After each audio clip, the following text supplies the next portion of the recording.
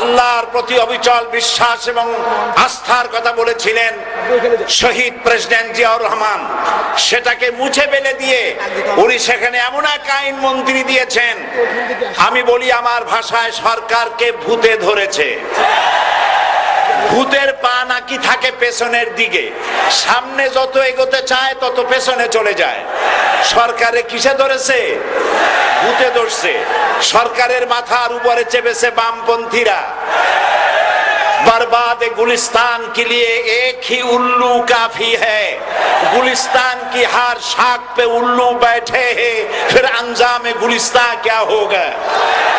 ফুল বাগানের ধ্বংস করার জন্য একটা হুতুম পেঁচা যথেষ্ট, কিন্তু হুতুম পেঁচা বসে গেছে প্রত্যেক ডালে ডালে।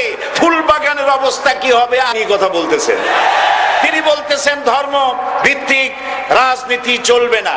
প্রধানমন্ত্রী আপনি বলেন নাই আমরা আপনার কল্যাণকামী, যেভাবেই হোক আপনি প্রধানমন্ত্রী হইছেন, যেভাবেই হোক আপনি সরকারে গেছেন, আমরা চাই 5 বছর আপনি চালান, কিন্তু ভালোভাবে চালান। যাদেরকে বসাইছেন এই লোকগুলির একটু চেনেন। এই লোকগুলি হচ্ছে তারা যারা আপনার পিতা স্বাধীনতার স্থপতি প্রেসিডেন্ট মরহুম শেখ মুজিবুর রহমান, যার জনপ্রিয়তা ছিল আকাশচুম্বী, সে আকাশচুম্বী জনপ্রিয়তা থেকে মাটির সাথে ধসিয়ে দিল কারা? তাদেরকে আপনি মন্ত্রী বানিয়েছেন।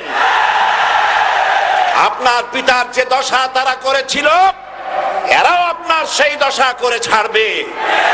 তার প্রমাণ হচ্ছে মন্ত্রী বলছে ধর্মনিরপেক্ষ ধর্মভিত্তিক রাজনীতি চলবে না। আপনি বলেন নাই, উনি বলেছেন।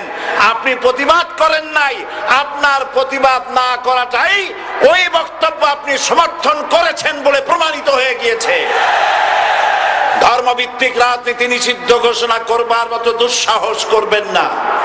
ধর্মভিত্তিক রাজনীতি শুধু বাংলাদেশে নয়, ভারতে আছে, শ্রীলঙ্কা আছে, মালদ্বীপে আছে, অস্ট্রেলিয়া আছে, আমেরিকা আছে, নিউ গিনি আছে, অস্ট্রেলিয়া আছে, আমেরিকা আছে, ইউরোপে আছে। পৃথিবীতে গণতান্ত্রিক অন্তত 50টি দেশে ধর্মভিত্তিক রাজনীতি আছে। তারা ইলেকশন করছে এবং ক্ষমতায় গিয়ে তারা পার্লামেন্টে অংশগ্রহণ করছে। বাংলাদেশে ধর্মনিরপেক্ষ রাজনীতি আপনি বন্ধ করতে পারবেন না, অসম্ভব। আইন মন্ত্রী আইন পাশ করে নিষিদ্ধ ঘোষণা করার জিনিস পান নাই।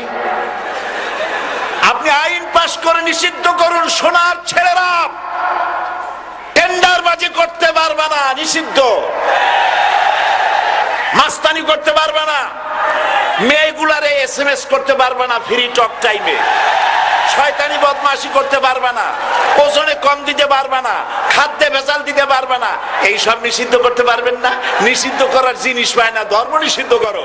তার মানে ধর্ম নিষিদ্ধ করতে পারলেই বড় বড় বোতল খাওয়া যায়।